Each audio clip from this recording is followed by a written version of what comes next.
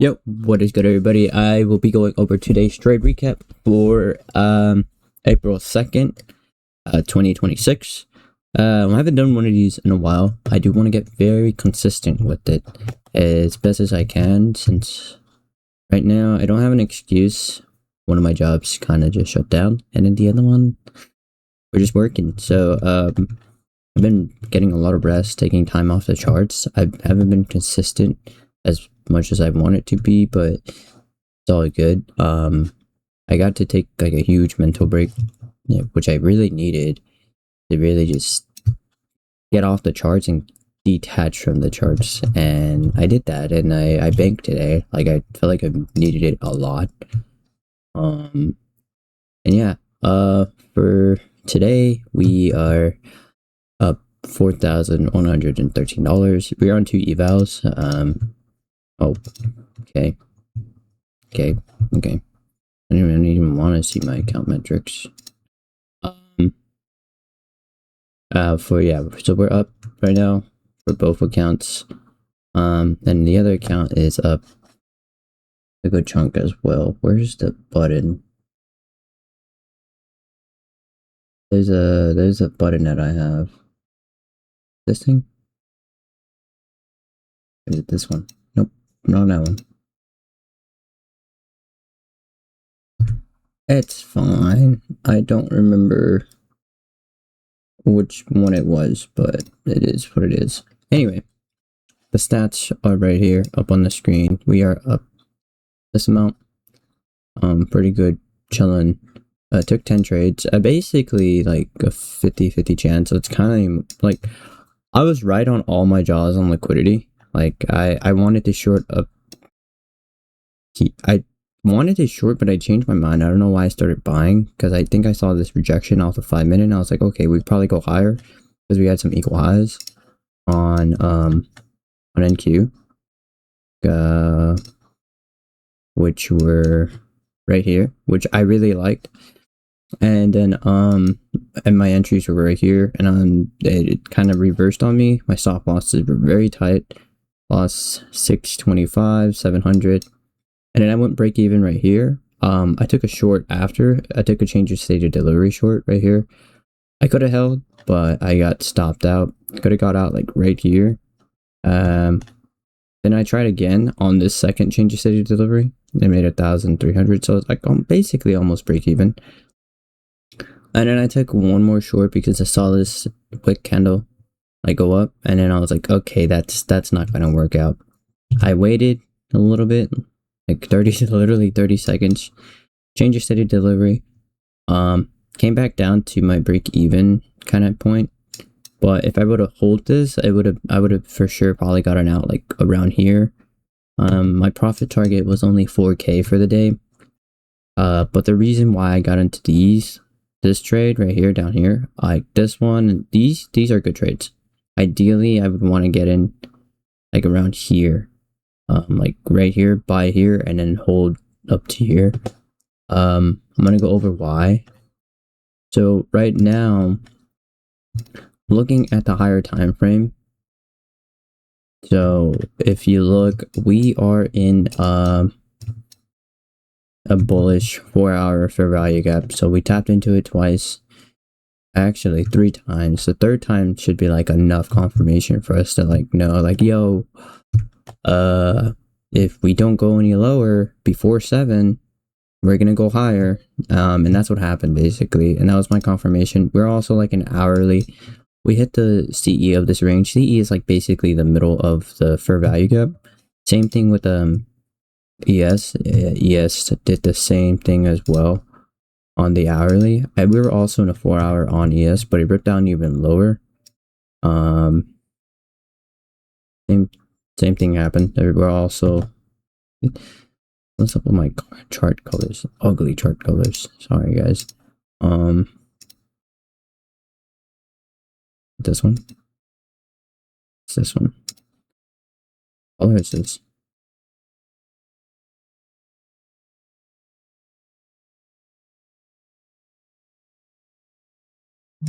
Oh. Oh my gosh. This color. There we go. Okay, but yeah, anyway. So her All-Sun is hourly, and then we have an hourly above. I wouldn't be surprised if we start to go higher than we rip lower, but that's Asia Highs is up here. The draw was London Highs. Pretty obvious draw. For me, it would have been London Highs, and then there were some equal highs up here that I liked, right here, which were right here basically. And yeah, another reason why this trade was pretty good is because we had an SMT down here. SMT. For this trade, it's not like that hard to explain. It's just conditions. So we're in the 4 hour, we're rejecting off of it. 1 hour, we're rejecting off of it. So if I go back, like we're in this 1 hour, I go down to the 30-minute, we're in the 30-minute as well. Probably in like a 15-minute too. Like there's a lot of like buying areas down here. And then we come down to these 5 minutes, and then sure, we take them out on this one, but this is where the SMT forms. It's still valid because we still have like those 15 minutes and 30 minutes and like 5 minutes that like validate it still. For this one, honestly, you could have waited for this 5 minute to get inverse and then take a long to London Highs. But me personally, I would have waited and I would have probably got it in down here. So let's say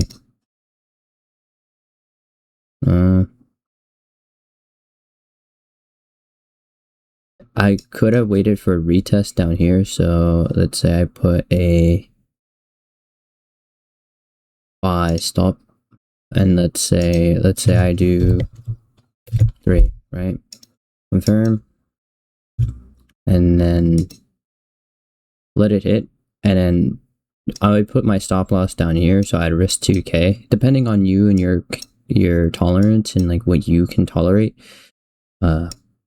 And you could put your take profit all the way to the highs or to whatever amount you want. Me personally, I just used the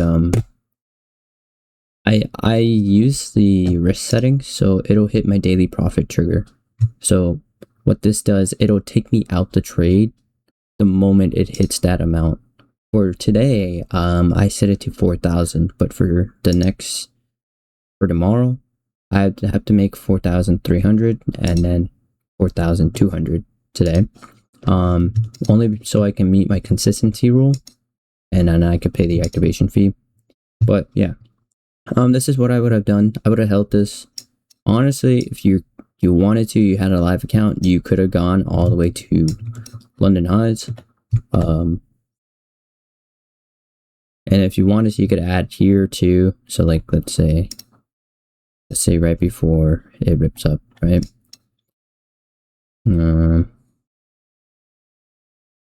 Let's say you buy here, and then let's say you want 2 more, like confirmation, like you can add change the state of delivery, change this to 2.